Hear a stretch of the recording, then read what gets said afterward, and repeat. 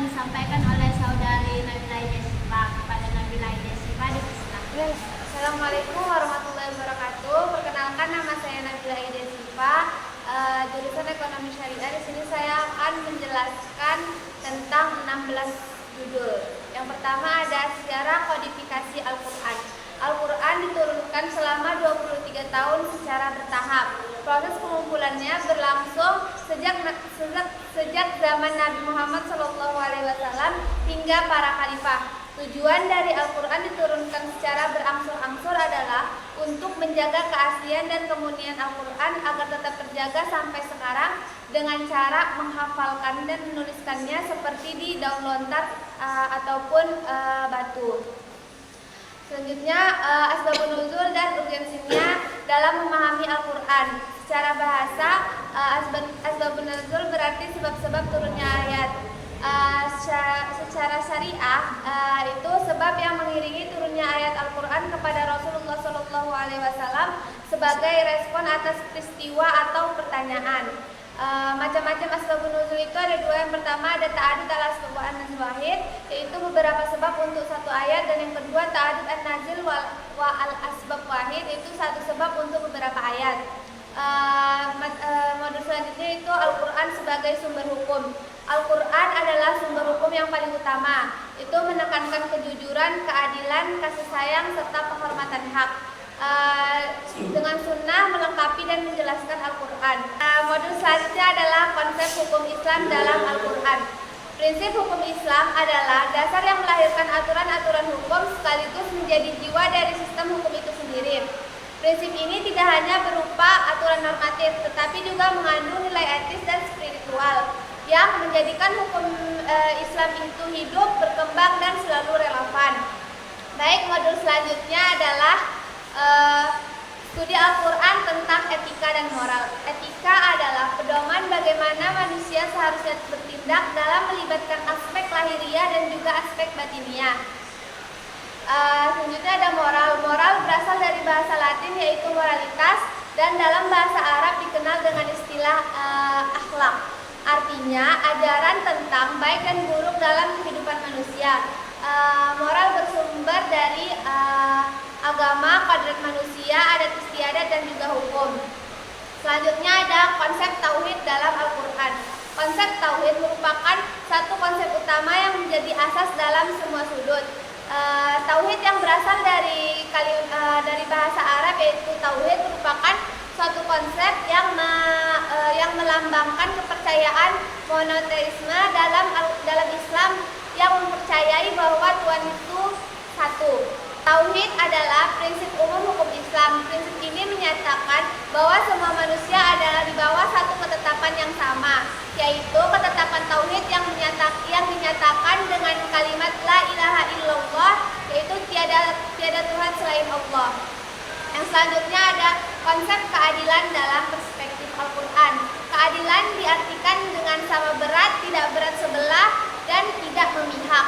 Di dalam Al-Quran, Allah Subhanahu wa Ta'ala telah berfirman bahwa seseorang yang hendak menetapkan hukum, maka tetapkanlah dengan adil.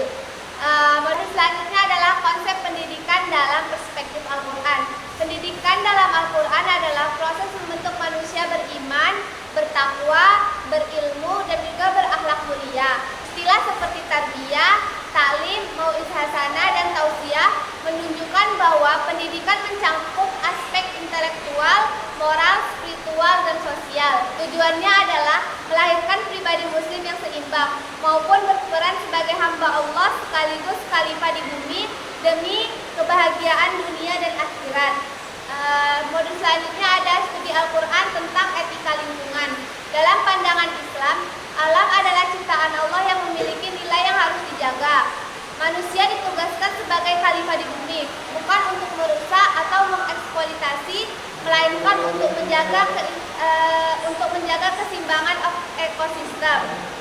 Selanjutnya ada studi Al-Quran tentang etika berkomunikasi. Etika berkomunikasi adalah aturan tentang perilaku manusia dalam menjaga lisannya dari ucapan yang tidak berarti dan akan membawa kemudaratan baginya di dunia dan di akhirat.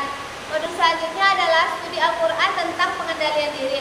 Pengertian pengendalian diri adalah kemampuan untuk mengontrol nafsu, emosi, dan kemampuan untuk mengendalikan perilaku impulsif, kemampuan untuk mengantisipasi peristiwa, serta kemampuan untuk membuat keputusan. Modul selanjutnya ada studi Al-Quran dan relevansinya dalam kehidupan sehari-hari. Yang pertama ada pembentukan karakter dan moral. Al-Quran menegaskan pentingnya akhlak mulia seperti kejujuran, kesabaran, empati, penyelesaian masalah sosial dan keluarga. Al-Quran memberikan solusi konkret untuk konflik sosial. Selanjutnya ada etika profesi dan ekonomi. Al-Quran menetapkan prinsip ekonomi yang adil seperti larangan riba dan pemberian zakat sebagai redistribusi kekayaan. Selanjutnya ada ketahanan mental dan spiritual. Di tengah tekanan hidup modern, Al-Quran memberikan ketenangan melalui ayat-ayatnya. Selanjutnya ada pengelolaan media dan teknologi. Al-Quran mengajarkan etika berkomunikasi seperti larangan gibah dan keharusan memeriksa informasi. Selanjutnya ada kepemimpinan dan keadilan sosial. Prinsip keadilan dalam Al-Quran. Modul selanjutnya Al-Quran dan transformasi sosial bagi umat Islam. Transformasi dapat diartikan sebagai perubahan fisik maupun non-fisik. Paradigma Islam tentang transformasi sosial ada dua. Yang pertama, Islam memiliki misi besar untuk mengubah masyarakat sesuai cita-cita Qur'ani. Yang kedua, transformasi dilakukan melalui prinsip keimanan, Islam, ihsan, serta dasar amar ma'ruf nahi munkar. Yang selanjutnya ada mukjizat dan ijaz Al-Quran. Mukjizat adalah sebuah kejadian luar biasa yang bertentangan dengan tradisi. Yang selanjutnya ijaz adalah keistimewaan Al-Quran yang tidak dapat diduplikasikan atau disamai oleh manusia karena keindahan bahasa dan susunan maknanya.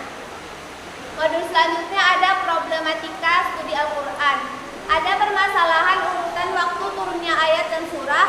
Al-Quran diturunkan secara bertahap selama 23 tahun dan turun ayat tersebut memiliki latar belakang. Itulah yang disebut dengan asbabun nuzul. Berdasarkan waktu turunnya ayat-ayat Al-Quran dibagi menjadi dua, yaitu ayat Makkiyah dan juga ayat Madaniyah. Selanjutnya ada hikmah turunnya ayat Al-Quran secara bertahap. Yang pertama, menguatkan hati Rasulullah SAW dalam menghadapi tantangan. Yang kedua, memudahkan hafalan dan pemahaman. Yang ketiga, menjawab kebutuhan umat sesuai kondisi. Yang keempat, memberi kesempatan meninggalkan tradisi jahiliyah secara bertahap. Terima kasih kepada Nabila Idya Syifa telah menjelaskan. Kemudian kita buka sesi tanya jawab. Untuk pertanyaan pertama kepada Mutiara Asisi Holding. Saya Mutiara akan bertanya kepada Aidia, apa itu keadilan dalam perspektif Al-Quran?